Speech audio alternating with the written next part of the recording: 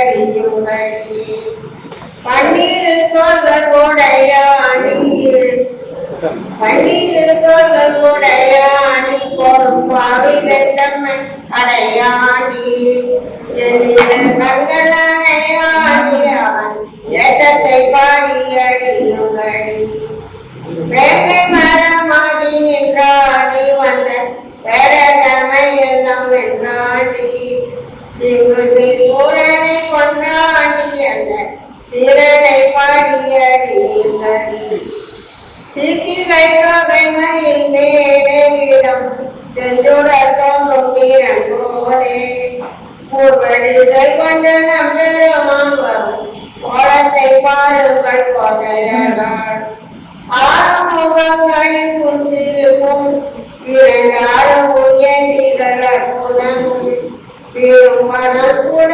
வண்ணமோ திருமேனியும் பாருங்கள் வெண்களைகள்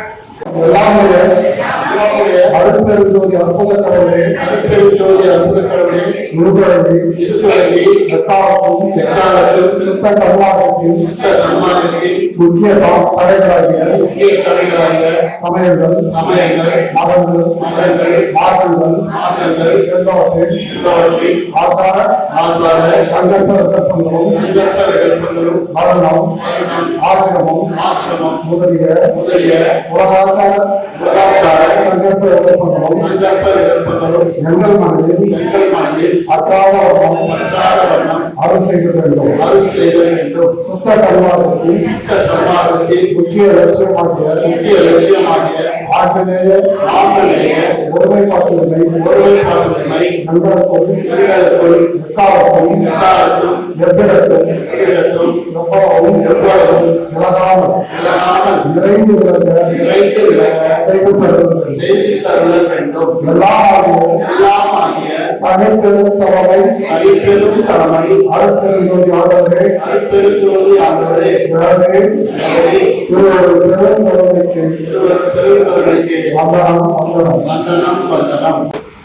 முன்பேர எப்படி இந்த அறிவுரையில் ஒரு வீட்டில் குடிப்போடு கொடுத்து குடியிருக்க வந்த ஒரு சம்சாரி அதற்கு முன்னும் வேறொரு வீட்டில் குறைப்போடு கொடுத்து குடித்தம் செய்திருந்தார் என்றும் வீடு இல்லாமல் குடித்தம் செய்ய மாட்டேன் என்றும் பின் வந்த வீட்டிலும் கலகம் நேரிட்டால் திரும்ப வேறொரு வீட்டில் குடிப்பாவார் என்றும் தனக்கென்று சுதந்திரமாக வீடு கட்டிக் கொண்டால் முன்போது குடிப்போடு கொடுத்து குடிப்போத தழுதவான் என்றும் அறிவது போல இத்தேகத்தில் ஆதார கூடு கொடுத்து குடியிருக்க வந்த ஜீவன் இதற்கு முன்னும் வேறொரு தேகத்தில் அந்த கூடு கொடுத்து ஜீவிக்கின்றார் என்றும் தேகம் இல்லாமல் ஜீவித்திருக்க மாட்டார் என்றும் இந்த தேகத்திலும் கலகம் நேரிட்டால் இன்னும் வேறொரு தேகத்தில் குடிப்பாவான் என்றும் தனக்கென்று சுதந்திரமான நித்தியமாக அருள் தேகத்தை பெற்றுக் கொண்டால் பின்பு வேறொரு தேகத்தில் குடிபோக மாட்டார் என்றும் அறிய வேண்டும். இந்த வள்ளலா சன்மார்க்க சித்தத்திற்கு வந்திருக்கக்கூடிய அனைத்து ஆர்வலர் மக்களையும் சார்ந்தோர் மக்களையும் வாழ்த்தி வணங்கி வருகிறேன். மிக குறிப்பாக இந்த சங்கத்திலே தொடர்ந்து என்னை பேச அழைத்து சிறப்பித்துக் கொண்டிருக்கிற ராஜேந்திரன் அவர்களுக்கும் சங்கத்தை சீரும் சிறப்பாக நடத்தி கொண்டிருக்கிற நிர்வாகி அத்துறைகளுக்கும் என்னுடைய வாழ்க்கையோடு கூடிய நன்றியான வழக்கத்தை நான் தெரிந்து கொள்ள விரும்புகிறேன். அதிலும் எங்கள் நெஞ்சுக்கேணிய உடையவர் இளமான் ஐயா எனக்கு சிறப்பு செய்தார் என்பது உண்மையிலேயே எனக்கு மகிழ்ச்சி தரக்கூடிய ஒன்று. புறப்படும் போது அவரை நினைத்துக் கொண்டு அவர் தனிப்பட்ட முறையில் நான் நினைத்தது அனுப்புறையிலேயே கூட நினைத்துக் கொண்டு ஆனால் ராஜேந்திரன் ஐயா அனுப்பியிருக்கிறார். அதனால் அவர் வந்திருக்கிறார். மற்றும் இங்கே வந்திருக்கக்கூடிய அனைவரையும் வணங்கி வல்லதா என்று வருகிற போது எல்லோரும் பெருவழியை பற்றியும் அருட்பெரும் பற்றி தான் பேசிக் கொண்டிருப்பார்கள். ஆனால் அவரை எதற்காக கடைபிடித்தாரோ அதை கொள்வதற்கு ஆளில்லை என்பதுதான் உண்மை. அந்த வகையிலே அவருடைய உண்மையான நோக்கத்தை அந்த சுத்த சன்மார்க்க சங்கத்தை நிறுவதிய முக்கியமான ஒரு நோக்கத்தை பற்றி பேசுவதுதான் நாம் வரலாறுக்கு செய்கிற நன்றி கடனாக இருக்க முடியும். அந்த வகையில தான் என்னுடைய உரையை நிகழ்த்த வேண்டும் என்று என்னை ராஜேந்திரன் அவர் அனுப்பிய போது நான் உடனடியாக ஒரு தலைப்பை தந்தேன். அது அவரே டெக்ளேர் செய்திருக்கிறார், பிரகடனப்படுத்தியிருக்கிறார். சாதி சமய சடங்கினை விட்டேன் என்று சொல்லியிருக்கிறார்.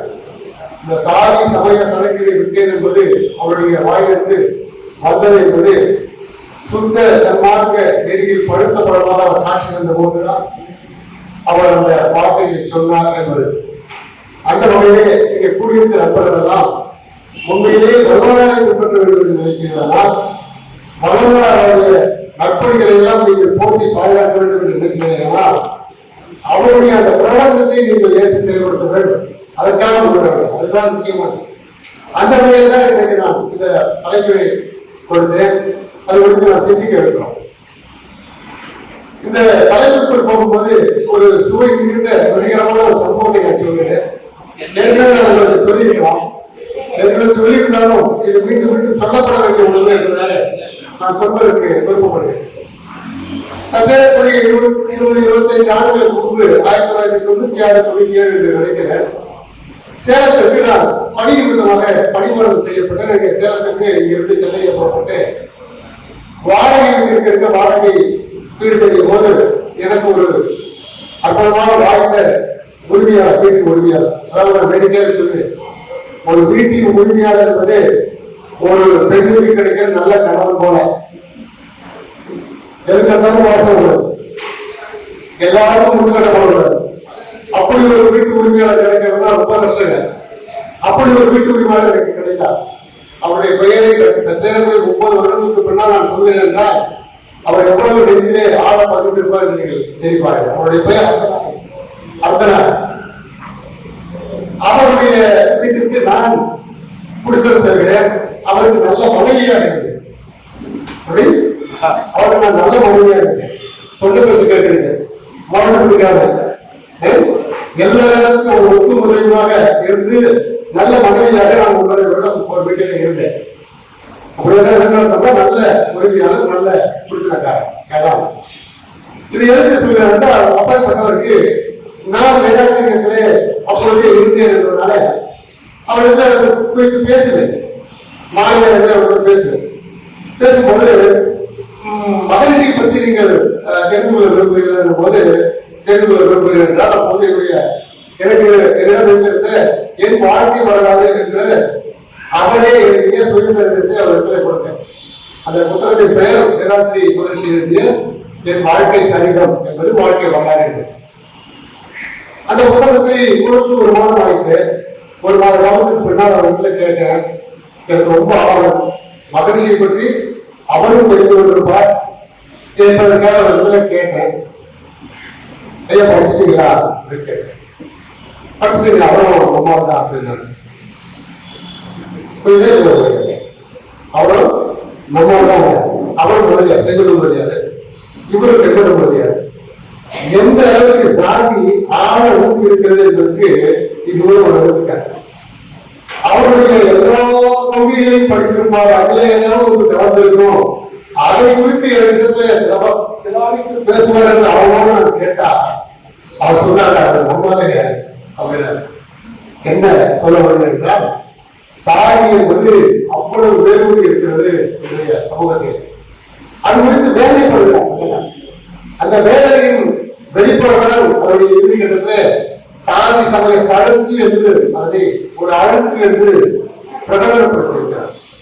அப்பேற்பட்ட சாதி, அப்பேற்பட்ட சமயம் என்பது எப்படி இந்த சமுதாயத்துல வேறுபடுகிறது என்பது நாம் கொஞ்சம் சிந்தித்து பார்க்க வேண்டும். வரலாறு சாதி சமயம் ஒழிய வேண்டும் என்று சொல்லும் போது அதை குறித்து அதன் பயணத்தில் வெற்றிகாரர்கள் என்பதற்காகத்தான் உண்மையிலேயே சுத்த சன்மார்க்க சங்கத்தை ஏற்படுத்தினார். உங்கள் மனசாட்சியை கொண்டு சொல்லுங்கள். வந்திருக்கக்கூடிய அத்தனை பேரும் சாதி பார்க்காமல், சாதி பெருமையை பேசாமல் நாம் வாழ்கிறோமா என்று உங்களை கேட்டு யாரையும் நான் கைக்குள்ளதை சொல்ல மாட்டேன். அவர்களே உங்களுடைய மனதையே சாட்சியாக வைத்து, உங்கள் மனதையே சாட்சியாக வைத்து, நான் என்னுடைய ஜாதி பெருமையை பேசுவதில்லை, யாருக்கும் என்னுடைய ஜாதியை கேட்பதில்லை என்று நீங்கள் எப்பொழுது தொடங்குகிறீர்களோ அப்போதுதான் நல்லதாரத்தை நீங்கள் நெருங்குகிறீர்கள் என்றார். அதுவரையில் நீங்கள் செய்கிற அத்தனை புறச்சடங்குகளே மலையாளத்தை கூட அத்தனை புறச்சடங்குகள் தான். அவருடைய வழியில் அந்த நெருங்கத்தறியாரை என்னுடைய அந்த வீட்டு உறுப்பினர் நம்மாலே சொல்வதிலே எனக்கு மிகப்பெரிய வருத்தம். அடடா, எப்படியெல்லாம் இந்த மனிதர்கள் செழிக்க வேண்டும் என்று பாடுபட்டார்களோ அவர்களையும் ஒரு சாதி வட்டத்திற்குள் சிக்க வைக்கிற ஒரு பெரும் சதி நடந்து கொண்டே இருக்கிறதை தொடர்ந்து இருக்கும் போது இது குறித்து சிந்தனை பற்றி பேச வேண்டும் என்ற அவாதான் இன்றைக்கு உங்களுக்கு நான் சொல்லிருக்கிற சாதி சமய சடக்கினை விட்டு ஆண்களுடைய ஒருமைப்பாடு என்பதுதான் மல்லனாரின் கோட்பாடு. ஆண்களுடைய ஒருமைப்பாடு என்பது என்ன? இப்ப எல்லாம் கேட்டா என்ன பண்றீங்க கேட்டா பெருமையா சொல்றாங்க, நான் ஆன்மீகத்துல இருக்கேங்க. ஆன்மீகத்தில் இருப்பதற்கு ஒரு தொழில் போல, ஆன்மீகத்தில் இருப்பதற்கு ஒரு வேலை போல, ஆன்மீகத்தில் இருப்பதற்கு சேவை, ஆன்மீகத்தில் இருப்பதற்கு தொண்டு. அது என்ன பெருமை? அதை ஒரு வேலைக்கு போகிற ஆன்மீகத்தில் இருக்கீங்க. புரிந்து கொள்ளாமல் பேசணும். ஆன்மாவை ஒன்றுபடுத்துவது, எல்லா ஆன்மாவும் ஒன்று என்று உணர்ந்து கொண்ட நிலைக்கு நம்மை உயர்த்தி கொள்கிற அந்த நிலைதான் ஆன்மீகம். அது புரியல. ஆன்மீகம் என்ன நினைக்கிறாங்க, ஏதோ கோயிலுக்கு போறது எல்லாம் எங்கேயும் உட்கார்ந்து கேட்டுட்டு இருக்கிற அந்த நிலையிலேயே ஆன்மீகத்துல இருக்கேன் அப்படின்னு சொல்றாங்க தவிர அந்த நிலையில ஒரு மாறி எல்லோரும் சாதி சமயம் அற்ற எல்லாவற்றும் ஒன்றுதான் இருக்கிற, எல்லாவற்றையும் உயிரும் ஒன்றுதான் இருக்கிற, எல்லா உடம்பிலும் உணவுகிற ஆன்மா ஒன்றுதான் என்று உணர்ந்து கொள்கிற அந்த நிலைக்கு தான் ஆகிடும். அந்த ஆன்மீகத்துக்கு நீங்க போறது சொல்ல வேண்டியதே இல்லை. நீங்க போயிட்டாலே போதும், தானாக விடுது. உங்க முகத்திலே ஒரு வளர்ச்சி போகணும், தானாக போட்டு விடும். நீங்க யாருக்கும் சொல்லவே வேண்டாம். ஒரு பார்த்தோடனே சொல்லுவாங்க, இவர் ஆன்மாவை உணர்ந்தவர், இவர் ஆன்மீக கோட்பாட்டிலே திளைத்தவர் என்று நீங்க பிரபாகப்படுத்தவில்லை. வேண்டாம், நான் ஆன்மீகத்தில் இருக்கேன், நான் வரலாற்று போறேன், நீங்க யாரும் சொல்லவே வேண்டாம். உங்களுடைய செயல்பாடுகளே காட்டி கொடுத்துவிடும். நீங்கள் யாரையாவது பார்த்து ஜாதி பார்க்கிறீர்கள் அல்லது உங்களுடைய ஜாதி திரும்பி ஒரு இடத்துல பேசுகிறீர்கள் என்றால் இதை நீங்க விட்டுருங்க, இதை விட்டுருங்க, வரலாறு விட்டுருங்க, வேளாண்மை விட்டுருங்க. வேண்டாம், நம்ம போய் எல்லாரும் 10 இருப்போம். அப்ப வரலாறை வழங்க வேண்டும், வரலாறை போற்ற வேண்டும், நம்முடைய கருத்தை வழங்க வேண்டும் என்றால் நம்முடைய உடம்புல இருந்து நம்முடைய மனதில இருந்து விளைப்பு செய்ய வேண்டும் என்றால் முதல்ல இந்த அறிக்கை தினமும் புரிஞ்சிருப்பா இல்லையா? தினமும் குடிக்கிறோம் என்றால் உடல் எடுத்து போகிறது. தினமும் வரலாறை பாடுகிறோம் என்றால் என்ன போக வேண்டும்? மனம் எடுத்து போக வேண்டும். அப்படி மனம் எடுத்து போவதற்கு சில சிந்தனைகளை எல்லாம் உங்களுக்கு தர வேண்டும் என்பதற்காகத்தான் சாதி சமய சடக்கினை விட்டேன். வள்ளுவர் எல்லாருக்கும் முன்னாடி ஆனா என்னென்ன வள்ளுவரையும் ஏதாவது ஒரு ஜாதிக்குள் அடைத்து விடலாம் என்று, ஏதோ ஒரு மதத்திற்கு அடைத்து விடலாம் என்று ஏதோ போராடி கொண்டிருக்கிறார். அவர் என் ஜாதியை சேர்ந்துள்ளமா, என் மனதில் சேர்ந்துடலாமா? இல்ல அவர் இல்லைங்க, அவர் இந்துங்க. இல்ல அவர் இடத்துல பேசிருக்கிறார். மகாவிஷ்ணு இந்திரத்துல கொண்டு வந்திருக்கிறாங்க. அவருடைய வைஷ்ணவங்க, அவர் சைவருங்க, அவர் கிறிஸ்டியனுங்க. இப்படி போராடி கொண்டிருக்கிறார். ஏதாவது ஒரு வகையில் மனதில் சேர்த்து நம்மளை வலுவை இணைந்து நம்முடைய ஜாதிக்கு பெருமை சேர்ந்து விடலாம் என்று போராடி கொண்டிருக்கிறார். ஆனால் அவர் தான் சொன்னார், பிறப்புக்கும் எல்லா உயிருக்கும் எல்லா உயிருக்கும் பிறப்பு என்பது ஒன்றுதான், ஆன்மா என்று ஒன்றுதான். சிறப்புமா செய்தொழில் வேற்றுமையார் என்று அற்புதமாக பிரகடனப்படுத்துகிறார். ஒருவர் செய்கிற தொழிலில் இருக்கிற வேற்றுமை என்பது அதை போற்றுவது என்பது சிறப்பு ஆகாது. எல்லா மனிதர்களும் இந்த உலகத்தில் பிறந்த எல்லாருக்கும் முதல்ல வேளாண்மை வந்த பிறகு அதிலிருந்து பல தொழில்கள், இடைத்தொழில்கள், அத்தியாவசியமான தொழில்கள், நல்லா சொன்னீங்க, அத்தியாவசியமான தொழில்கள் தேவைப்பட்டது. அப்படி அத்தியாவசியமான தொழில்கள் என்று பார்த்தால் முதல்ல விவசாயம் தான். சுழலும் ஏற்பட்ட வந்தவரே சொன்னார்களா, அதனுடைய அர்த்தம் என்னன்னா முதல்ல உங்களோட தொழில் என்பது விவசாயம். அப்போ விவசாயிகள், அப்போ அடுத்து வீடு கட்டுதல், சமையல் செய்யுதல், நெசவு நெய்தல் சொல்றா, துணி கை நெய்தல், துணி, இதற்கு அடுத்த கட்டத்தில் வந்ததுனால் இயந்திரம், தொழிற்கருவிகள் கொண்டு தொழில் செய்யும். இப்படி 4-5 வகையான தொழில்கள் முக்கியமான தொழில்களாக இருக்கு. இப்படிப்பட்ட தொழில்களை செய்து கொண்டிருக்கிறவர்களை நாம் என்ன பண்ண காலகாலமா கொஞ்சம் போய் ஒவ்வொரு தொழிலுக்குள்ளும் ஏற்றத்தாழ்வுகள், ஒவ்வொரு தொழில் செய்வோரையும் இவன் கீழே இவன் மேலே இருந்து பார்க்கிற அந்த நிலைமைகள்லாம் வருகிறது. ஒன்றுதான் அந்த விளைவுதான் இன்றைக்கு சாதி வேறுபாடு. இந்த அப்படி என்றால் அந்த சாதி பிரிவுகளிலே ஒரு லாஜிக் இருக்கா அப்படின்னா இருக்கு. லாஜிக் இல்லாம இல்லை. இன்றும் கூட நாம் மருத்துவர் என்கிறோம், அதாவது டாக்டர் என்கிறோம், என்ஜினியர் என்கிறோம், சாதாரண சொல்றோம், வக்கீல் சொல்றோம். அவரவர் தொழில் குறித்து அவர்களுக்கு ஒரு பெயர் வைத்திருக்கிறோம். அது ஒரு லாஜிக் இருக்கு இல்லையா? அதே போல அந்த காலத்துல செய்த தொழிலுக்கு என்றபடி அவரவர்களுக்கு தொழில் பெயர் இருக்கிறது. அது ஒன்றும் லாஜிக் இல்லாம இருக்கு. எங்கே அந்த சிக்கல் வந்தது, எங்கே அந்த ஜாதி வேறுபாடு, மக்களுக்கு சண்டை தகராறு, அதெல்லாம் எப்போ வந்ததுன்னா, நீ இந்த ஜாதியில் பிறந்திருந்தா இந்த தொழிலை செய்கிறாய், உன்னுடைய பெற்றோர்கள் இதை செய்கிறார்கள் என்றால் நீ இதையே தான் செய்ய வேண்டும் என்று கட்டாயப்படுத்துகிற நிலை சமுதாயத்தில் வந்த போதுதான் இது வந்தது. இந்த பிரச்சனை வந்தது. அது வரையில் இந்த சாதி பிரச்சனை என்பது இந்த சமுதாயத்தில் இருக்கிறது வாய்ப்பு. அவரவர் அவர்கள் வேலையை செய்திருக்கிறார். ஒரு வீடு கட்டுவதற்கு எவ்வளவு முக்கியம் வீடு கட்டுதலோ அவ்வளவு முக்கியம் நெசவு செய்வோம். ஒரு நெசவு செய்வதற்கு எவ்வளவு அவருடைய தொழில் முக்கியமோ அவ்வளவு முக்கியம் விவசாயம் செய்வது. எவ்வளவு முக்கியமோ அவருக்கு விவசாயம் என்பதோ அறியக்கூடாது சமையல் செய்வது. இப்படி ஒருவருக்கு ஒருவர் ஒத்து உதவியான சமுதாயத்தான் அதற்கு கற்பிதம் செய்யப்படுகிறது. எப்படி என்றால், நீ செய்கிற தொழிலை உன் பெற்றோர் செய்த தொழிலை தான் நீ செய்ய வேண்டும். அதுக்கு பெயர் என்னங்க? தொழில். அதை வருமானம் கொண்டு பின்னாடி நால்வகை ஜாதி என்று பிரித்த நிலையில் தான் இந்த சமுதாயத்துல நம்முடைய அந்த அழுக்கு புகுத்தப்படுகிறது. அந்த அழுக்கு புகுத்தப்பட்டு நாளடைவு போயிட்டு இருக்கீங்க, ஒரு சேர் அடிக்குது உங்க சட்டையில. அடுத்த சேரை உடனே கழுவிட்டீங்க, பரவாயில்ல. உடனே வீட்டுக்கு வந்து கழுவணும் இல்லையா? கழுவல. அது முறையை இருக்கிறதுல அதுக்கு விருத்து அதை நீங்க என்ன அடிச்சு உடச்சு தொடச்சாதான் போவாது. இந்த அழுக்கு ஏறிவிடு புரியல. அப்படி ஏறிவிட்ட அழுக்குதான் உங்க சாட்சி. அப்படி ஏறிவிட்ட அழுக்குதான் இந்த சமயம். சமயம் என்பது என்ன? சமயம் என்பது வேற ஒன்றும் இல்லை. எல்லோரும் சமம் என்று சொல்லப்படுகிற ஜீயம் இசம். அண்ணா இசம் என்று சொல்றாங்களா, பெரியாரிசம் என்று சொல்கிறார்களா? அது போல சமம், இந்த உலகம் எல்லாம் சமம் என்று சொல்கிற அந்த இசத்துக்கு பேர் தான் என்னங்க? இயத்துக்கு பேர் தான் என்னங்க? சமயம். ஆனால் அந்த சமயத்திலும் உன்னுடைய சமயம் என்னுடைய சமயம் என்று சண்டையிட்டுக் கொள்வோம். உன்னுடைய ஜாதி என்னுடைய ஜாதி என்று சண்டையிட்டுக் கொள்வோம். உன் பிரிவு பிரிவு எந்த அளவு என்று சண்டையிட்டுக் கொள்கிற நிலையிலும் இருக்கிறது பாருங்க. அந்த நிலையில் தான் நம்முடைய திட்டம். இந்த நிலையை எடுத்து சொல்வதற்கு பல்வேறுபட்ட அறிஞர்கள், பல்வேறுபட்ட, அதாவது அரை இலக்கிய களஞ்சியம் என்று ஒரு புத்தகம் ஐயாவுக்கு தெரிந்திருக்கும். காப்பா அழகான என்கிற முதுபெரும் அறிஞர். அவர் அந்த புத்தகத்தை ஒரு 7.5 ஆண்டு காலம் உடைத்து ஒரு பெரிய அளவில் ஒரு புத்தகத்தை உருவாக்கிறார்.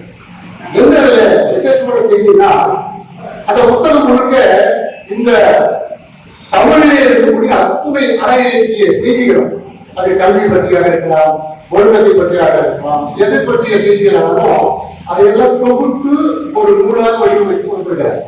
அதான் அந்த புத்தகத்தில் செய்தி.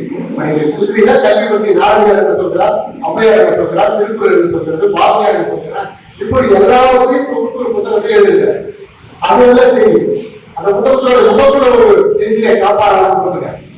தமிழர்கள் சிந்தித்தது பல கோடி, எண்ணியது பல லட்சம், பேசியது 10,000 அப்படின்னு சொல்லிட்டு செய்தது 0 அப்படின்னு முடிச்சுட்டாரு. பல கோடி சிந்தித்தவர், பல கோடி பேசியவர், பல கோடி எழுதியவர், ஆனால் அவர் செய்தது 0 என்று அந்த புத்தகத்தின் முகப்பிலே காப்பாளர் எழுதிப்பார். நம்முடைய இலக்கியங்கள் சொல்லாத கருத்துக்களே இல்லை. ஜாதிகள் இரண்டுடைய ஜாதி இரண்டுடைய வேறு ஆற்றுகிறார். நீதி வருவார் இதுமுறையில் வேதிகள் எட்டாளர்களோ இடாதார நீதிகளோ பட்டாக்கி உள்ளபடி இது சொல்லக்கூடாது இல்லையா? இதை கேட்டுக்கொண்டு நான் படிக்கவில்லையா, இதை புத்தகத்தில் படிக்கவில்லையா? ஆனால் பயன்படுத்தலாமா? நான் அடிக்கடி சொல்வதுதான், எந்த ஒரு கல்வியும் படித்ததை அப்ளிகேஷன் என்று சொல்லுவாங்க. அப்ளிகேஷன் ஓரியன்டா ஒரு கல்வி. இன்னைக்கு என்ன நடக்குதுங்க? இன்ஜினியரிங் படிக்கிறான், சிவில் இன்ஜினியரிங் படிக்கிறான், ஆனா ஒப்பந்தம் வந்து பேங்க்ல இன்னும் வேதனை என்றால், பிஹெச்டி முடித்துவிட்டு கடந்த 5 ஆண்டுகளுக்கு முன்பு தமிழக அரசாங்கத்தில் கோஆபரேட்டிவ் சொசைட்டியில் ஒரு வேலைக்கான விண்ணப்பம் வந்தது. அப்போ பல்லாயிரக்கணக்கானவர்கள் PhD படித்தவர்கள் அங்க கலைநிலை ஊழியராக இருந்திருக்கிறார். இதுதான் நம்ம கல்விகளை அது இருக்கட்டும், அது பரவாயில்ல, அது அளவுக்கு நீங்க மன்னிக்க முடியாத அளவு. ஆனா ஆய இலக்கியங்களை படித்தனா ஜாதி பற்றி இருவிகளை எல்லாம் ஜாதிகள் இல்லை என்று பார்ப்போம். உயர்த்தி தாழ்த்தி உயர்த்தி சொல்வது பாவம் என்று சொன்னாரே, அதை நம்ம படிக்கிறோம். மிக சமீப காலத்துல இருட்டறையில் உள்ளதோட உலகம் என்று கேட்டாரே பாவத்தை மாறினார். ஜாதி இருக்கின்றது மாதம் இருக்கின்றானே அவருடைய வேதனை பாருங்க. இந்த காலத்துல இவ்வளவு முன்னேற்ற காலத்துல கூட ஜாதி இருக்கின்றது மாதம் இருக்கின்றானே அப்படின்னு சொன்னார்கள். அந்த நிலைகளெல்லாம் நாம் படித்தும் இன்னும் நம்முடைய மனத்தில நான் உங்களை குறை சொல்கிறேன் என்று எடுத்துக் கொள்ளாதீர்கள். ஒட்டுமொத்த சமுதாயத்தில் இருக்கிற குறைகளை உங்களுக்கு எடுத்து சொல்லுங்கள். நீங்கள் அதை போக்க முன்வருவீர்கள். அதை குறித்து சிந்திப்பீர்கள் என்பதற்காகத்தான் உங்களுடைய சிந்தனை வைக்கிறத விட வந்திருக்கக்கூடிய உங்களை எல்லாம் குறை சொல்வதற்கு நோக்கமல்ல. அந்த வகையில இந்த தொழில் வேற்றுமை என்பது வந்துவிட்டது. வந்ததை போக்க வேண்டும். அறிவியல் பூர்வமாக ஒரு செய்தி சொல்லணுமா? மரபணு விஞ்ஞானம் இருக்கிறது. மரபணு விஞ்ஞானம் என்றால் DNA என்று உங்களுக்கு தெரிந்திருக்கும். ஜீனோ டெக்னாலஜி என்று மரபணு விஞ்ஞானம் என்று இருக்கிறது. அந்த மரபணு விஞ்ஞானம் சொல்றது இந்த உலகத்தில் உள்ள மன்னலார் சொன்ன, ஔவையார் சொன்ன, வள்ளுவர் சொன்ன, பாரதியார் சொன்ன, இறுதியில பாரதியார் சொன்ன அந்த எல்லா ஒரு பிறப்புக்கும் எல்லா உயிருக்கும் என்கிற அந்த செய்தியை ஜீனோ டெக்னாலஜி சொல்லுது. எப்படி சொல்லுவாங்க? DNA என்பது ஒரு மனிதனுக்கு மனிதன் செய்கிற அத்தனை செயல்களையும், அவர் பிறந்து வளர்ந்த அவருடைய மூதாதையர்கள் செய்த செயல்கள் அத்தனையும் உள்ளடக்கி வைத்திருக்கிற ஒரு பெட்டகம் அந்த DNA. அது அழகாக அவருடைய எல்லா வரலாறு விஷயம் முழுக்க தெரியும். அப்ப உலகம் முழுக்க ஆப்பிரிக்காவில இருந்து அண்டார்டிகா வரையில், ஆஸ்திரேலியாவில இருந்து அமெரிக்கா வரையில், இங்க இந்தியாவில இருந்து இங்கிலாந்துல இருந்து எங்க எடுத்து பார்த்தாலும் மனுஷனை எடுத்து பார்த்தா எல்லா டிஎன்ஏவும் 99.9% ஒன்றாக இருக்கிறது. அப்புறம் எங்க நீங்க நட்சத்திரம் அவர் எடுத்து நீங்க பேசுறீங்க? சயின்ஸ் சொல்லுங்க 99.9% இங்க வந்திருக்கக்கூடிய அத்தனை வாரம் ஒன்று. அப்புறம் வளரலாமா? அறிவியல் சொல்லுது. நான் சொல்லுங்க, அறிவியல் சொல்லுது. DNA பிக்ஸ் பண்ணா இந்த உலகத்துல எல்லா மக்களையும் டிஎன்ஏவும் 99.9%. நான் இடத்துல யூடியூப்ல பேசும்போது அந்த அந்த உரைக்கு நான் தலைப்பிட்டதை இப்படி நான் தலைப்பிட்டேன். 99.9% ஒன்றாக இருக்கிறவங்க அந்த 0.1 என்கிற அந்த அளவில் வேறுபடுவாங்களா? அதான் வேறுபாடு. உங்களுக்கு வேறுபாடு பார்க்க இனிமேல் யாரையும் பார்த்து நீங்க வேறுபாடு எனக்கு யார் எழுதிக்குமா அப்படின்னு சொன்னீங்கன்னா நீங்கள் தவறு. அறிக்கை முறைப்படுகிற என்பதும் ஒன்றுதான். அவரோட ரொம்ப வசதி கிடையாது. அல்லது நீங்கள் அவரோட எந்த வகையிலும் தாழ்வு இல்லை என்பதை புரிந்து கொள்வதற்காக சொல்லுகிறேன். 99.9% எல்லோரும் ஒன்று என்று 0.1 என்பது மட்டும்தான் எல்லோருக்கும் இருக்கிற வித்தியாசம் என்று பிரகடனப்படுத்துகிறது விஞ்ஞானம். அதை ஏற்றுக்கொள்ள முடியாதா? அறிவியல் ஏற்றுக்கொள்ளா? அந்த 0.1% வேறுபாடு எதனால் வருகிறது என்று 1973 மிக அழகாக பட்டியலிடுகிறது. ஐயா இனவாளுக்கும் ரவிச்சந்திரனுக்கும் என்ன வேறுபாடுனா 99.9% நாம 2 பேரும் ஒன்றுதான். அவருக்கு எடுத்திருக்கிற வேறுபாடு என்னன்னா 0.1%. கொஞ்சம் கருப்பா இருக்காரு, நான் கொஞ்சம் வருகிறாரு. அவ்வளவுதான் என்ன விட அந்த பார்த்தா ரொம்ப வலியா இருக்கிறாரு. அவ்வளவுதான் வித்தியாசம். எனக்கு தலையில முடி இல்லைங்க, பின்னாடி இருக்கிறேன், அவர் நல்ல தலையில முடி இருக்கு. இதுதான் வித்தியாசம். எனக்கு பார்க்க சின்னதாக ஒரு பைக் வச்சிருக்கிறேன், இங்க உட்கார்ந்து இருக்கிறவங்க பாத்தீங்கன்னா பெரிய கார் வச்சிருக்கிறேன். அதுதான் வித்தியாசம். நான் பார்க்க வெறும் எம்காம் தான் படிச்சிருக்கிறேன். ஆனா உண்மையிலே ஒரு டாக்டர் பட்டம் வாங்கி மிகப்பெரிய அளவில் இளைஞர். இதான் வித்தியாசம்.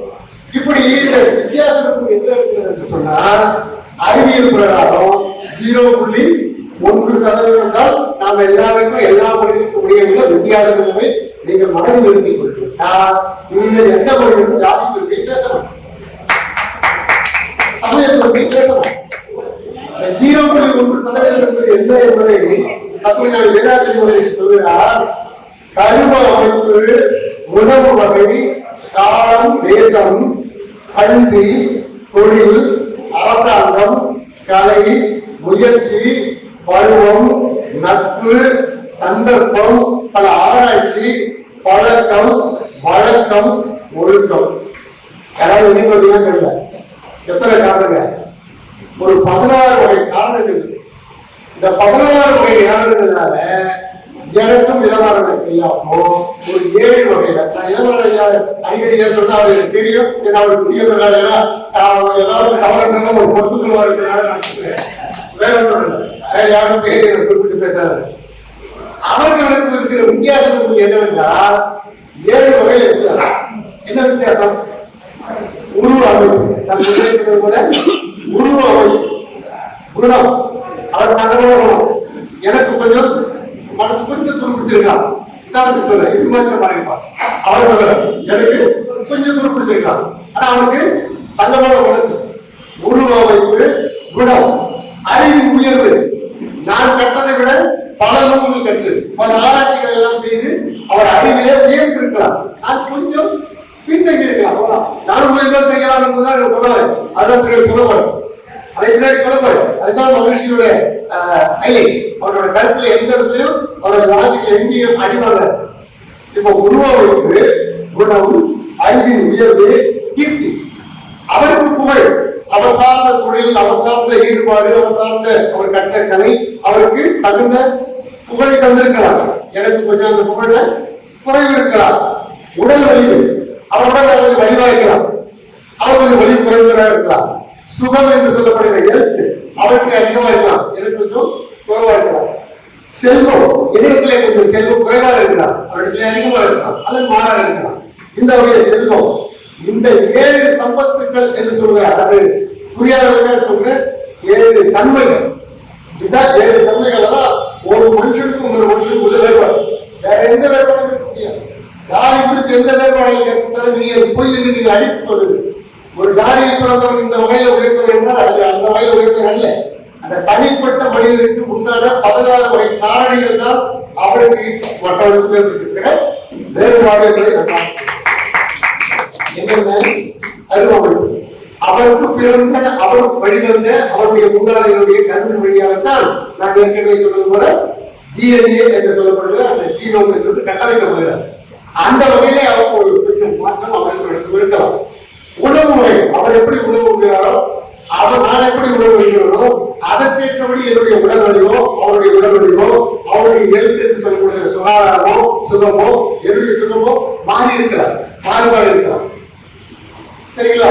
அப்போ காலம், தேசம், கல்வி, தொழில், அவர் செய்கிற தொழிலுக்கு ஏற்றபடி அவருடைய கீர்த்தி, அவருடைய செல்வம், அவருடைய சுகாதாரம் மாறுபடலாம்.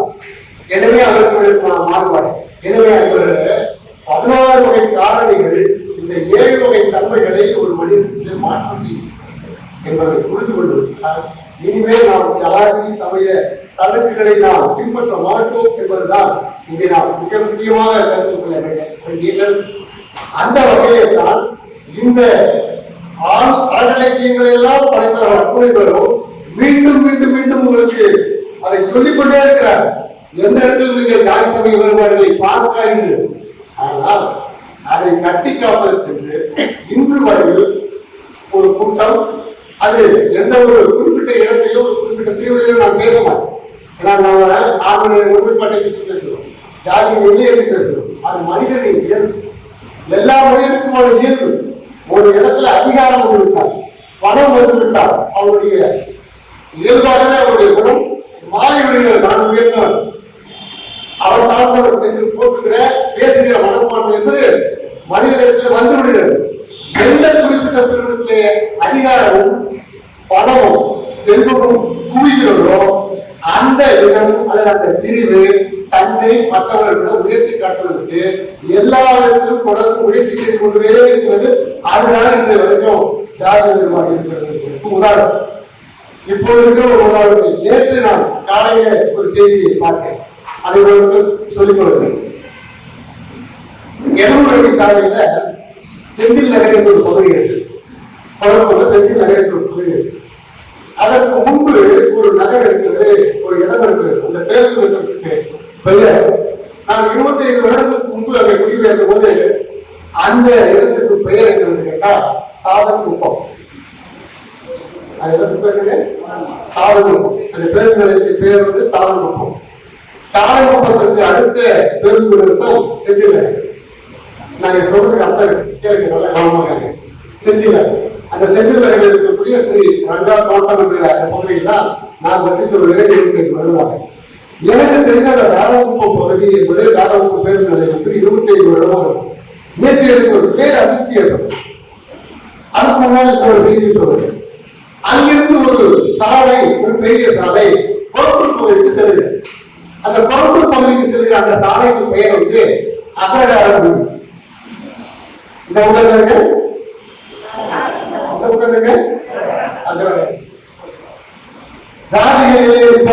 பேசுவோம். இருக்கின்றது வேதனைப்படுகிறோம். இருட்டலை உணர்கிறார் என்று வாரியாசன் சொன்னதை எடுத்து பேசுகிறோம். ஆனால் அகரகாரம் வீதி என்று 23 வருடங்களாக அந்த வீதிக்கு பெயர் என்ன பேருங்க? அகரகாரம் வீதி. அங்க இருப்பவர்கள் அவன் இல்ல, எல்லாரும் வந்து விட்டார். இன்று தனியா சமூக எதுவும் கட்ட வேண்டாம். ஒரு பிளாட் கட்டிங்கன்னா போதும். இன்னைக்கு சாதிகளை ஒழுங்கு கட்டாலே போதும். சமூக ஒரு பெரிய கான்செப்ட் தேவை. பிளாட் கட்டா அந்த பிளாட்ல எல்லாரும் வாழ்ந்து விடுகிறார்கள். ஒருவருக்கு வாழ்ந்து கொடுக்கிறார்கள். ஆனால் ஒரு சில சந்தர்ப்பங்கள்ல அவர் வந்து அது கூட சொல்லலாம், அவர் இல்லை. அதாவது சில பேர் வந்து அதை விட இவர் வீட்டுல சாப்பிடலாமா, இவர் வச்சு இவர் வீட்டுல இருக்கிற பங்கனுக்கு போலாமான்னு யோசிக்கிற கீழ்நிலை மனிதர்கள் இருக்கிறார்கள். இருக்கிறார்கள் உண்மை. அப்படி இருக்கிறார். அந்த அகரகார விதி 24 வருஷமா இருந்தது.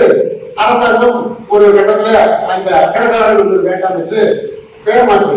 என்ன பெயர் மாற்றிருக்கா? அது கொரட்டூர் ரயில்வே ஸ்டேஷனுக்கு போகிற ரோடு என்பதனால ரயில்வே ஸ்டேஷன் நார்த் ரோடு என்று அதுக்கு பெயர் மாற்றி பழக வைத்திருக்காரு. எனக்கு ரொம்ப மகிழ்ச்சி. ஒரு ஜாதி ஒழிஞ்சிச்சு, ஒரு இடத்துல ஒரு ஜாதி வரையாலும் ஒழிஞ்சிச்சு, ரொம்ப சந்தோஷம் அப்படின்னு நினைச்சு கடந்த ஒரு வருடமாக அதை வந்து போகும்போது அந்த அகரகார விதி கிட்டத்தட்ட எங்களுடைய மனதில் இருந்து எடுத்து எரியப்பட்டு இப்போது அந்த பேர் வந்து நார்த் ரயில்வே ஸ்டேஷன். நேற்று பேருந்துல நானும் நண்பர் தமிழகம் பெங்களூரு சென்று விட்டு கோயம்பேடு இறங்கி கோயம்பேடு வந்து பஸ் ஏறி பேருந்து ஏறி என்னுடைய வீட்டுக்கு ஒரு வீட்டுக்கு போனார். என்னுடைய வீட்டுக்கு வரும்போது காலை 6 மணிக்கு பார்க்கிறேன். அந்த பேருந்து நிறுத்தத்துக்கு பெயர் அகரகார பேருந்து நிறுத்தம்.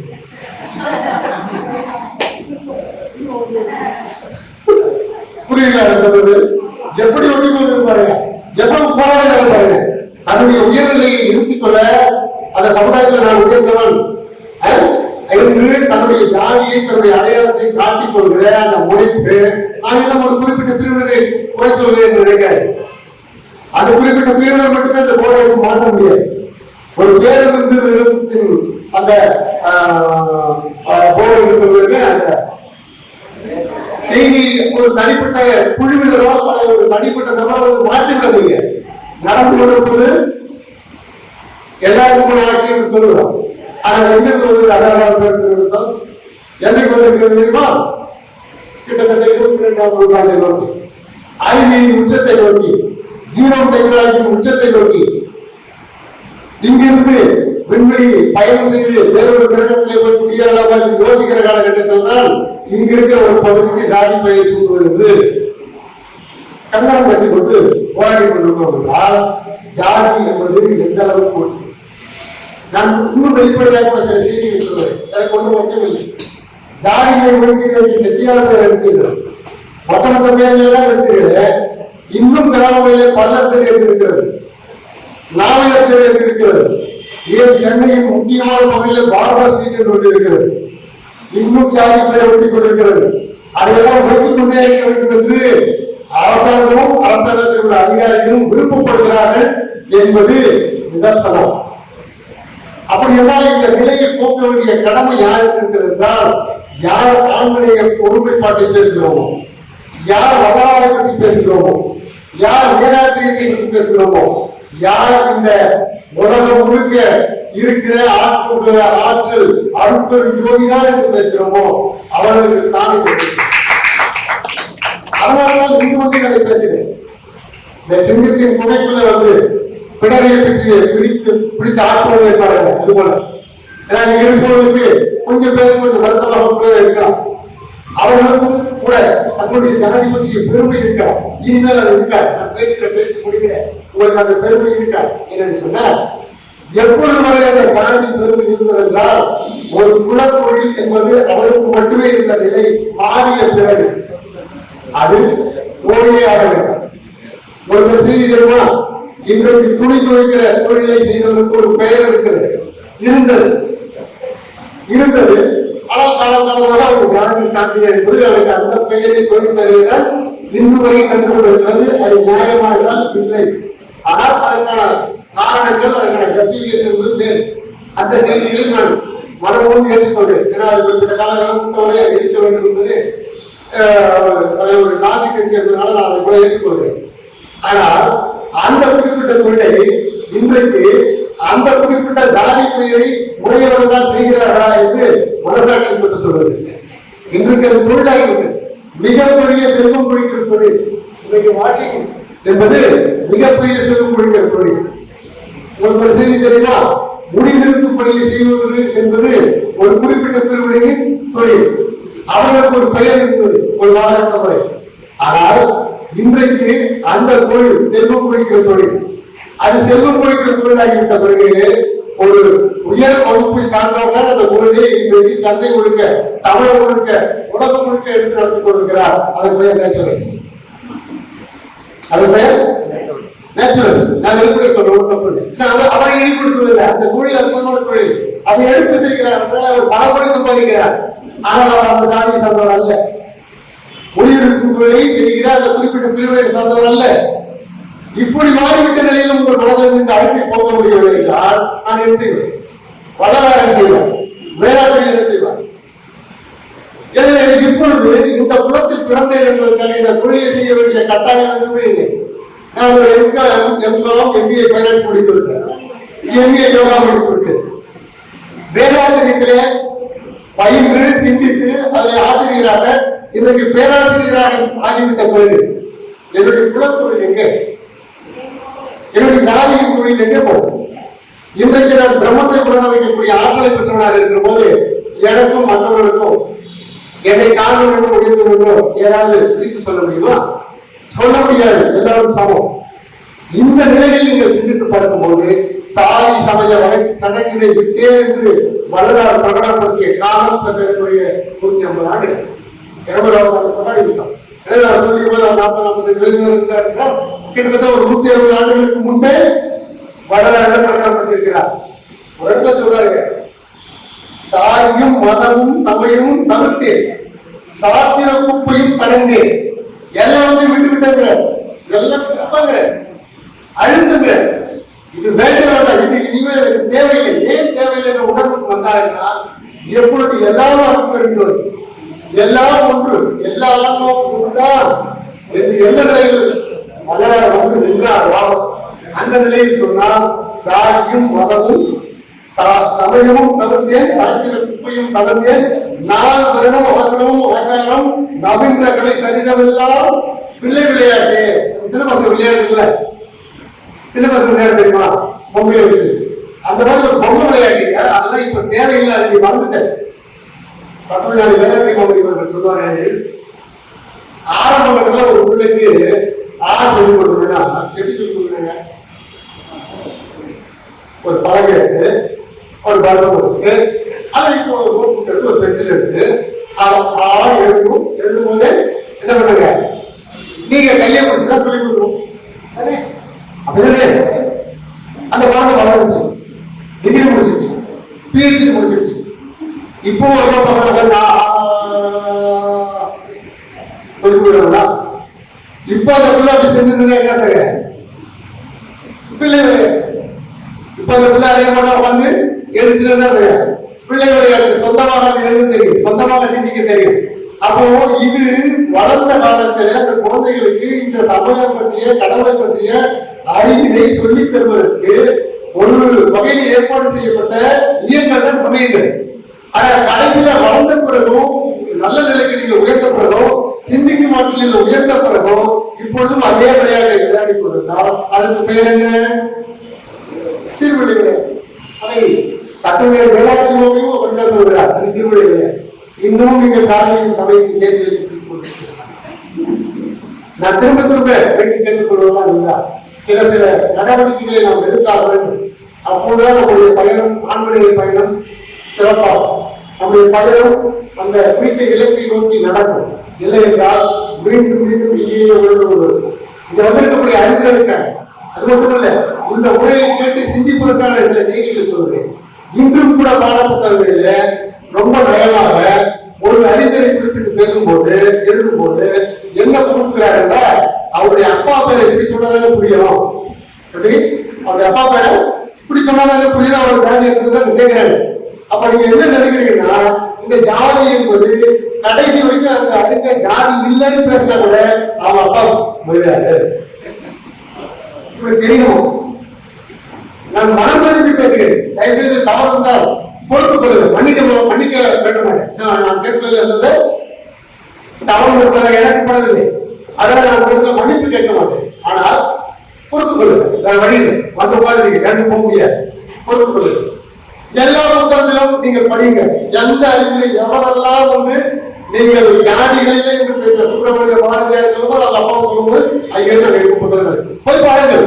புத்தகத்தை பாருங்கள். இதெல்லாம் செய்து கொண்டே ஜாதி ஒழிக்கிறார்கள். எப்படி ஒழிக்கு? எப்படி இந்த காலத்தினை இந்த அழுப்பினை எடுத்து எத்தனை வரலாறு வந்தாலும் முடியாது, எத்தனை வேளாண்மையாக வந்தாலும் முடியாது என்பதனால மீண்டும் மீண்டும் நான் ஆழமாக சொல்லிக் கொள்வது இதுதான். இன்றைக்கு வளர்ந்துவிட்ட காலம், விஞ்ஞானம் வந்துவிட்ட காலம், எந்த தொழிலையும் யாரையும் செய்யலாம் என்று வந்துவிட்ட காலம். எங்கிருப்பவரும் தன்னுடைய தொழில் திறமையை இந்த உலகத்தின் எல்லா மூலைகளுக்கும் எடுத்துச் செல்ல முடியும் என்று வந்துவிட்ட குளோபலைசேஷன் என்று சொல்லப்படுகிற அந்த நிலை வந்துவிட்ட காலத்தில் இனி ஜாதிகள் பெருமை, ஜாதி கொடுத்த பெருமை எந்த மொழியிற்கும் தேவையில்லை. இந்த அடையாளங்கள் என்பதை உட்கொடிக்கப்பட வேண்டும். எல்லோரும் ஒன்று என்பதை நாம் மனதாக ஏற்றுக்கொள்ள வேண்டும் என்று சொன்னால் இந்த அறிவியல் தெரிய வேண்டும். 99.9% நாம் எல்லாரும் ஒன்று. இந்த 0.1% ஒரு வேறுபாடு இருக்கிறது என்றால் கூட அதற்கு ஒரு நியாயம், ஒரு தர்க்கம் ரீதியாக ஒரு காரணங்கள் இருக்கு. ஒரு 16 காரணங்கள் இருக்கு.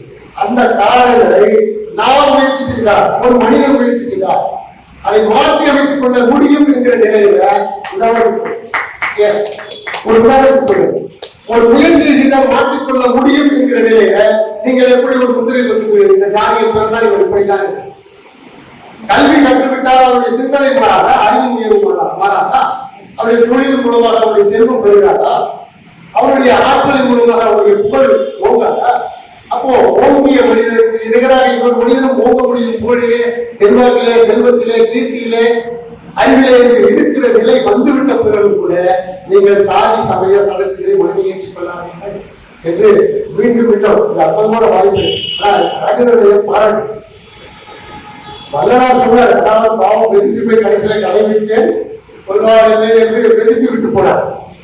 அப்ப சொல்ல வந்ததுதான் அவங்க அவர்களுக்கு எடுத்துக்கொண்டது வெறும் ஜோதி வழிபாடு மட்டும் எடுத்துக்கொண்டாங்க. அது சிறப்பு தான். அதான் எல்லாம் முதல்ல பொருள் மெய்ப்பொருள் ஆற்றலாக வந்த வடிவம் என்பது நெருப்பு. நிலம், நீர், நெருப்பு, காற்று என்று சொல்வோம். அந்த விண்ணிலிருந்து வந்த முதல் ஆற்றல் நேற்றுதான் நம்ம தமிழர்களுடைய புத்தகத்தை வெளியிட்டோம். 50 ஆற்றல்கள் என்று ஒரு புத்தகத்தை வெளியிட்டோம் பெங்களூரில்.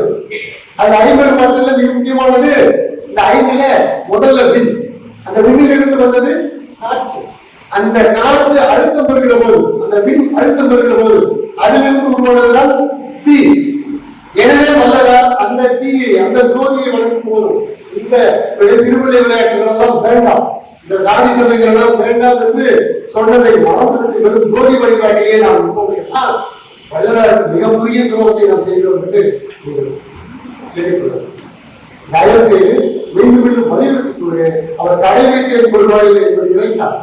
எனவே இனிமேலாவது நாம் இந்த பயணத்தை தொடர்ந்து ஆன்மீக முன்னேற்றம் அடைவதற்கு முதல் கட்டமாக நாம் விட்டுவிக்க வேண்டியது வல்லதார் வேண்டிய நானும் சாதி சமய சடக்குழித்து விட்டேன் என்று நீங்கள் பிரகடனப்படுத்துவதுதான் என்று சொல்லி வாய்ப்பு சொல்லி அன்பர்களுக்கும் இதுவரைக்கும்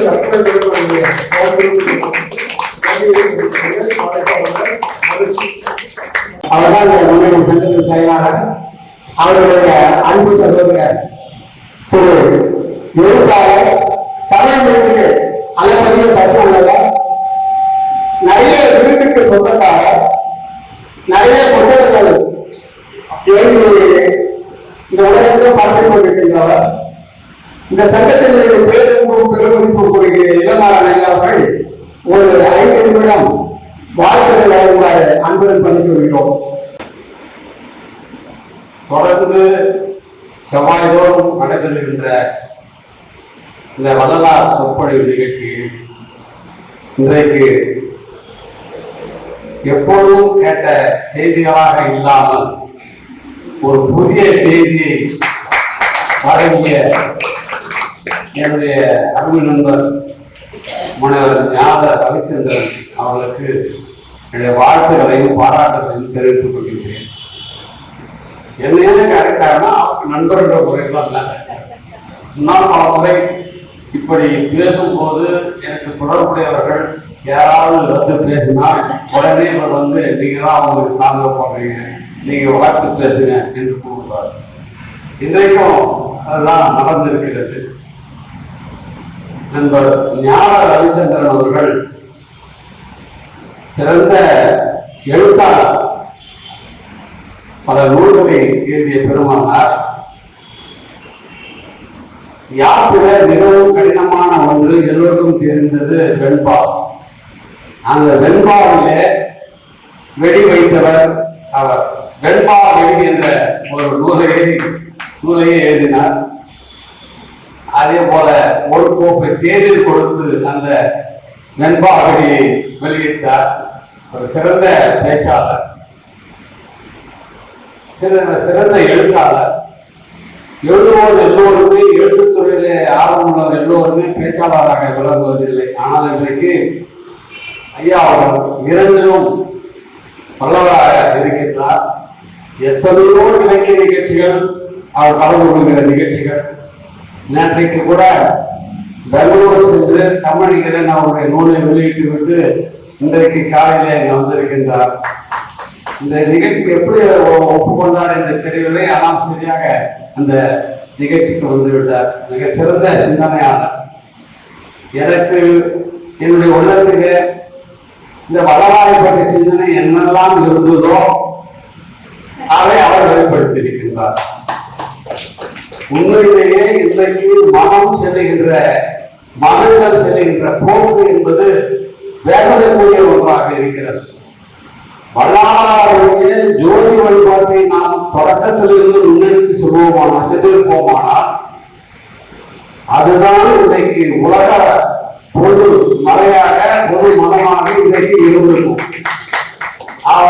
அவர் சொன்னது போல சில பல காரணங்களுக்காக நாம் திசை மாறி செல்வதனுடைய விளைவு இன்றைக்கு எல்லா புது புதிய மதங்கள் அல்லது ஏற்கனவே இருக்கின்ற மதங்கள் எல்லாம் இன்றைக்கு பெரும் ஆட்டத்தை ஆடிக்கொண்டிருக்கின்றார்கள். மதத்திற்கு நம்மளை ஆட்படுத்திக் கொண்டிருக்கின்றார்கள்.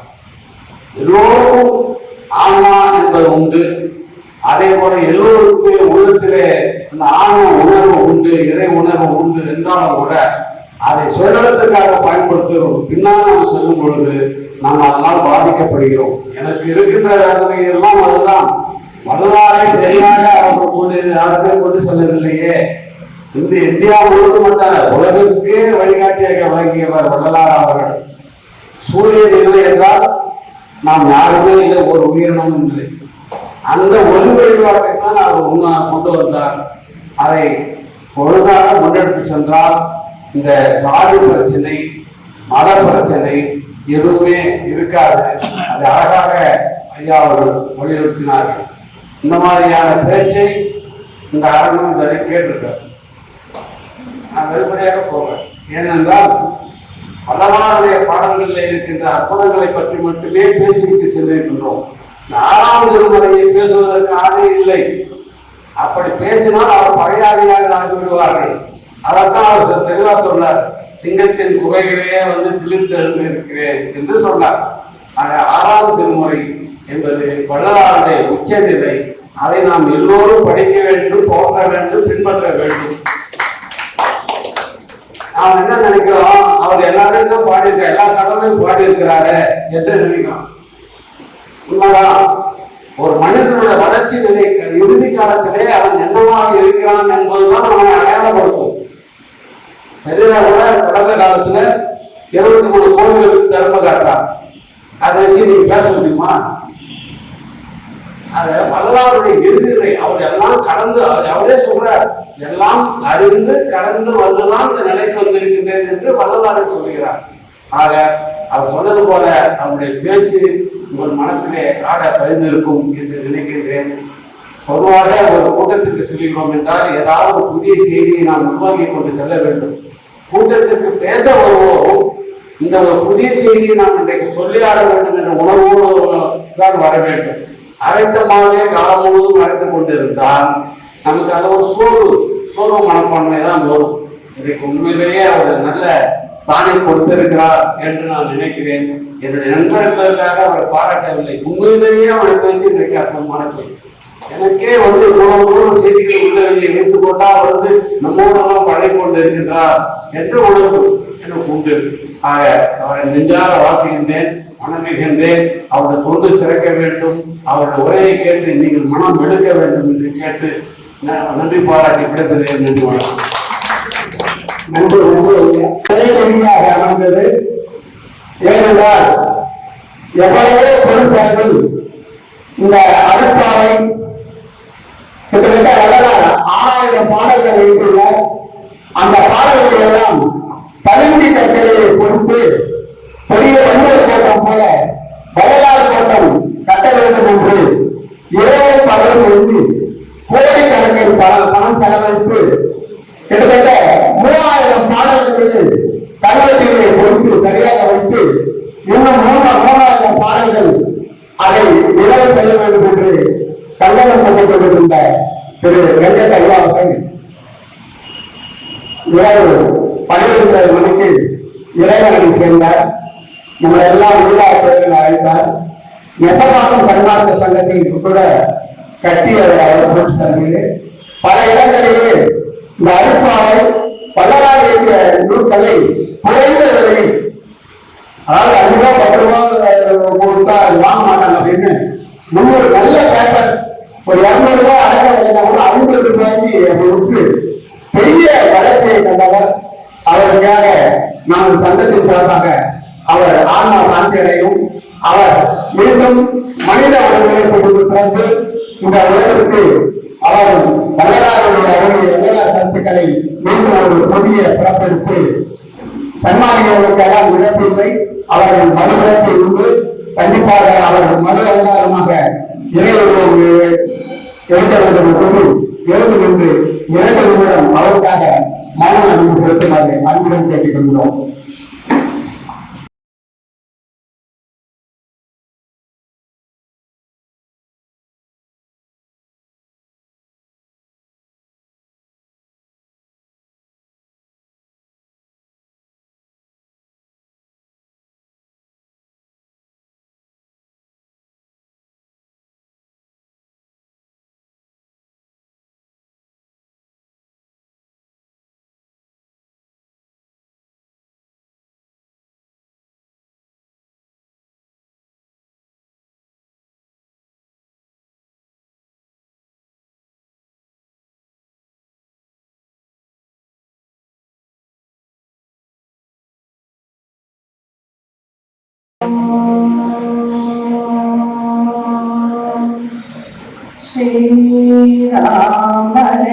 ஸ்ரீராமலிங்காய நமஹ. அருட்பெரும் ஜோதி அருட்பெரும் ஜோதி தனிப்பெரும் கருணை அருட்பெரும் ஜோதி திருவருட்கஹாச வல்லலார் தெய்வ திருவடிகளே சரணம் சரணம் சரணம். ஆண்டவனைய ஒருவரை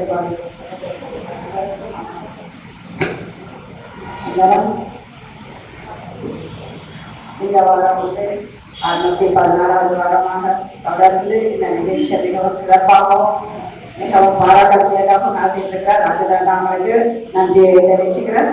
அவங்களோட கூட உதவிச்சிருக்கக்கூடிய வரதராஜன் ஐயா, சிவகாரசன் ஐயா என்று எல்லாரும் செய்யக்கூடிய அத்தனை செய்திகளுக்கும் மிகவும் நன்றியை தெரிவிச்சுக்கிறேன். இறைவனுக்கு முன்பாக பாடிய கலைவாணி ஹரிபாபாய் அவர்கள் அந்த இறைவணக்கம் வந்து கைவிட மாட்டாங்க. ரொம்ப நல்லா இருந்தது கலைவாணி, ரொம்ப நல்லா உருக்கத்தோட இருந்தது. அதுவும் வந்து அதை பாடி நான் அவங்களுக்கு ரொம்ப நன்றியை தெரிவிச்சுக்கிறேன், அறிவாக நன்றியை தெரிவிச்சுக்கிறேன். இதை தொகுத்து வழங்கிட்டு இருக்கிற தலைவரை வந்து செயல்படுத்திட்டு இருக்க ஹரிபாபாய்க்கும் முதல் நன்றியை தெரிவிச்சுக்கிறேன். இறைவன கபாலி அம்மணி அம்மா அவங்களுக்கும் மிக நன்றியை தெரிவிச்சுக்கிறேன். அதுக்கப்புறம் நம்ம என்னப்பா வாசிச்ச இளவரசி அவங்களுக்கும் ஒரு முறையும் பார்த்தீங்கன்னா உரைநடை பார்த்தீங்கன்னா நம்ம சிவபிரகாசம் எப்படி வந்து அது அமைஞ்சிருதா அது என்னன்னு தெரியல. கரெக்டா அவர் பார்த்தீங்கன்னா இந்த பிறவியை பத்தி பேசினாரு. இன்னைக்கு வந்து வெங்கட்டையா வந்து இறந்தது அப்படின்னு சொன்னது ரொம்ப வருத்தப்படக்கூடிய ஒரு செயல். அவரை வந்து கிட்டத்தட்ட எல்லாரும் வந்து எனக்கு பொறுத்த வரைக்கும் வள்ளல் பெருமான வந்து ஒரு உயர்ந்த நிலையில அவர் சிந்திக்கக்கூடிய ஒரு ஆற்றல் படைச்சவர். அந்த எண்ணத்தோட செயல்படுத்துறதுனா வெங்கட்டையா அவங்கதான். ஏன்னா கிட்டத்தட்ட ஒரு தனிய மனிதனா வந்து 15 கோடிக்கு செலவு செஞ்சிருக்கிறார். இப்ப வந்து பெருமான் வந்து யாரும் அந்த அளவுக்கு வந்து செயல்படுத்த மாட்டாங்க. பெருமான் மேல இருக்கக்கூடிய அவருடைய அந்த பக்தியும் பெருமானுடைய அந்த அருப்பா எல்லாருக்கும் போய் சேரணும். இது புத்தக வடிவில் இருந்தாலும் மட்டும் இல்லாம ஒரு வேலையில ஒரு வகையில இருந்தாலும் அது அழிஞ்சிடும். ஆனா கல்வெட்டுகள் அப்படின்னு இருக்கும்போது அந்த கல்வெட்டுகள் என்னைக்குமே அழியாது. எத்தனை கோடி வருஷமானாலும் அது புதஞ்சி போனாலும் மண்ணில அழிஞ்சு போனாலும் எதானாலும் எதுவும் ஆகாது. அப்படி இருக்கிறது வந்து கல்வெட்டுகள் தான். இப்ப நம்ம கல்வெட்டுகள் ஆராய்ச்சி மூலியமா தான் அந்த காலத்துல என்ன எப்படி இருந்தாங்கன்றதெல்லாம் நம்ம கல்வெட்டுகள் மூலம் மனதாரத்தை எழுதிக்கிறாரா இந்த ஆராய்ச்சி மூலியமா. அது மாதிரி இவர் அழியவே கூடாது அப்படின்றதுனால கிட்டத்தட்ட அந்த கிரானைட்ல இருக்கிறதே கல் வந்து படிக்கக்கூடிய கல் வந்து சாதாரண கல்ல கிரானைட் கல்லுல வந்து அதை படிச்சிருக்காரு. அதுவும் தர்மபுரின்ற இடத்துல இருந்தும் மைசூர்ல இருந்தும் அவர் வந்து இத பிரத்யேகமா வந்து அதை செஞ்சிருக்காரு. கிட்டத்தட்ட 5 முழுவதுமாவே அந்த கல்வெட்டுல படிச்சுட்டாரு, முடிச்சுட்டாரு. அதுக்கப்புறம் உரைநடையும் முடிச்சுட்டாரு. அதுக்கப்புறமா பெருமானுடைய வரலாறு பற்றி அதை பற்றியும் அவர் வந்து அந்த கல்வியை பதிச்சிருக்காரு. இப்ப 6ஆம் திருமலைதான் அவர் வந்து ஆரம்பிக்க வேண்டிய ஒரு இது. இந்த நேரம் வந்து அவருடைய மரணம் சம்பவிச்சது நினைச்சு ரொம்ப வருத்தமா தான் இருக்கு. ஆனாலும் அதை வந்து யாராவது நிச்சயமா செய்வாங்க. பெருமானுடைய அந்த கல்வெட்டுகள் மூலியமா செய்யக்கூடிய அந்த செயல் நிச்சயம் வந்து செயல்படும். பெருமான் ஏன்னா அது வந்து அழியக்கூடாத ஒரு பொருள். அதனால அந்த ஒரு நல்ல ஆத்மாவை நல்ல உள்ளத்தை மேலே மனதார நீங்க எல்லாம் நின்று மரியாதை செஞ்சது உங்க எல்லாருக்கும் நன்றியை தெரிவிச்சுக்கிறேன். அப்புறம் பெருமான் அப்புறம் ஐயா வந்து ஞான ரவிச்சந்திரன் ஐயா அவங்க பேராசிரியருமான கவிஞருமான புத்தக ஆசிரியருமான ஐயா அவங்க நிஜமாவே உணர்வு அவருடைய உணர்வை வெளிப்படுத்தியிருக்காரு. அவருடைய ஆதங்கம் அவருடைய உணர்ச்சி அது வந்து ஜாதி சமயம் எந்த அளவுக்கு அவர் மனசுல அந்த வெறுப்ப அந்த கோபத்தை வெளிப்படுத்தி இருக்காரு. இன்னைக்கு ஐயா சொல்லுவாங்க ஜாதி சமய சரட்டை விட்டேன் அருஞ்சோதியை கண்டேன் அடி அப்படின்னு சொல்லுவாங்க. ஜாதி சமயம் வெளியே விட்டாதான் அது மாதிரினா முதல்ல எடுத்தவொடனே அவங்க புத்தக வீட்டுல போனா அவர் வந்து புத்தகத்தை கொடுத்தா படிக்கிறத விட்டுட்டு அவர் எந்த ஜாதி அப்படிங்கிறத வந்து மென்ஷன் பண்ணாரு பாருங்களா. அவர் மனசுல எந்த அளவுக்கு அந்த ஜாதி வரைய ஊன்றி இருக்குது. இன்னைய வரைக்கும் அதை மறக்காம இருக்கிறதுக்கு அந்த வெறுக்கிறதுக்கு அது ஒரு காரணமா இருந்து இருக்கு பாருங்க. அதை வந்து நம்ம கிட்ட வெளிப்படுத்தி இருக்காரு. அதுக்கப்புறமா அவர் சொன்னாரு ரோடு அங்க வந்து அந்த அக்ரஹாரம்னு சொல்லிட்டு இடம் இந்த பக்கம் வந்து ஏதோ ஒரு தாண்டா கோப்பம்னு சொல்லிட்டு அந்த தாண்டா கோப்பத்துல இதுக்கும் வந்து இவ்வளவு நாள் கழிச்சு நம்ம உடனே திருப்பவும் அந்த அக்ரஹாரம் வரும்போது மனசை ஒழிஞ்சு போயிருக்கோம் பாவம் ஐயா. அதுக்காக அவருடைய அந்த மாதங்க வந்து பெருமான்னு சொன்னாங்க ஜாதி சமயம் சொல்றாரு. இதுக்கு வந்து சமய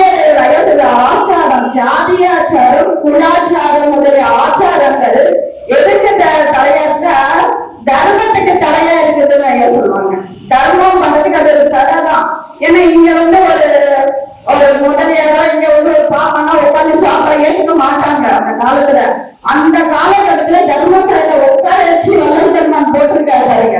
அந்த ஜாதியை வெளுத்து ஐயா உட்காந்து சமபந்தி போதனை போட்டாங்க. அது புரட்சி. இப்ப ஐயாவுடைய அந்த மனசுல இருக்கக்கூடிய ஆட்டங்கள் எல்லாம் ஒரு புரட்சி மாதிரி வெளிப்பட்டது அப்படின்னு நான் உணர்றேன். அதை நிச்சயமா வெளிப்படுத்துறது. ஏன்னா ஜாதி சமயம் எல்லாம் ஐயா தொழில் அடிப்படையில தான் உருவாகுது. எப்படின்னா இப்போ விவசாயம் செய்யற வீட்டுல அவன் பயிர் எப்படி நடலாம் அப்படிதான் இருப்பான். ஒரு தையல் தைக்கிறவன் இது பண்ணுவான். அந்த தொழில் செய்யறவன் தறி போடுறவன் தறியை பத்தி தான். இந்த வீட்டுல தறி இருக்கிற ஒரு பொண்ணை போய் அவன் கட்டினாதான் அந்த வீட்டுல அந்த பொண்ணு கூட அட்ஜஸ்ட் பண்ணி இருக்க முடியும். இந்த பக்கம் வயல்ல வேலை செய்யற பொண்ணை கொண்டு போயிட்டு நீங்க தறி போடுற பொண்ணுகிட்ட கொடுத்தா எடுத்தா அவங்களோட ஒத்து போகாது. ஏன்னா அந்த வேலை அந்த பொண்ணுக்கு தெரியாது, இந்த வேலை எங்களுக்கு தெரியாது. தொழில அடிப்படையாதான் ஜாதிகள் வந்தது. ஆனா அந்த ஜாதிகள் ஐயா சொன்னாங்க பாருங்க எப்படி. இப்ப அந்த ஜாதியில இருக்கிறவங்க முடிவு தெரிவிக்கிறாங்க, அந்த ஜாதியில இருக்கிறவங்க இந்த வேலை செய்யறாங்க. உண்மையில அதாவது ஜாதி அடிப்படை. ஏன்னா அதெல்லாம் மாறுபாடுங்கிறது விகற்பம் வரக்கூடாதுன்றதுக்காக தான் எடுத்தது. அந்த கட்டுப்பாடுன்றது அதுக்காக வச்சாங்க. இப்ப யாரும் அப்படி இல்லை. அப்படி இல்லாத போது நாம எப்படி எடுத்துக்கோம்னா ஜாதி சமயம் மத விகற்பங்கள் நீக்கி ஒண்ணு ஐயா சொன்னாங்க பாருங்க, ஒத்துமைன்னு சொன்னாங்க. ஐயா சொல்றாரு பயிர்முறை கரண பரிசுகள் பற்பல உயிர்கள் ஒன்றையும் உழைத்த மேய்ச்சுவாங்க. உயிர்கள் ஒண்ணுதான், நாம எல்லாமே ஒண்ணுதான். மதம் சொன்னாங்க ஒரே ஒருத்தர் தான் நாம எல்லாருமே. ஆனா நாம எல்லாம் அந்த ஜாதி விகற்பத்தினால நம்ம வேறுபட்டு தெரியலன்னு ஐயா அதை முதல்ல சொல்றாங்க. அந்த பயிர்முறை கரண பரிசுகள் அவங்க பிறந்து இருக்கிற கர்ம பரிசுகள் மூலியமா தான். ஆனா நாம எல்லாருமே என்னது உயிர்த்திறல் ஒன்று. நமக்கு எல்லாரும் உயிர் ஒண்ணுதான், உயிர்கள் எல்லாமே ஒண்ணுதான். ஆனா நாம இந்த விகற்பங்கள் மூலியமா தான் வேறுபட்டுக்கிறோம். கடவுள் படைச்சது ஒரு ஆண் ஒரு பெண்ணை மட்டும் தான் படைச்சிருக்காரு ஒழிய எந்த ஜாதி சமயத்தை படைக்கல. ஐயா கடவுளை இருக்கும் போதே ஜாதியாச்சாரம் குலாச்சாரம் இதெல்லாம் எதுவுமே இல்லைன்னு எனக்கு ஆதியில் உரைத்தா இருக்குன்னு சொல்றாரு. ஜாதி சமயம் பொய்யன ஆதியில் உணர்த்தியா இருக்கிறது. நம்ம ஆதியிலேயே அவருக்கு தெரிஞ்சதுனாலதான் அதை முதல்ல இருந்தே அதை வெட்டி வீழ்த்தணும்ன்ற எண்ணத்தோட இருந்தாங்க ஐயா. அதை ரொம்ப அழகா வெளிப்படுத்தின ஐயா. அவங்களுக்கு கோடி கோடி நன்றி ஐயா. ஐயா சிறப்பாக பேசுறீங்க.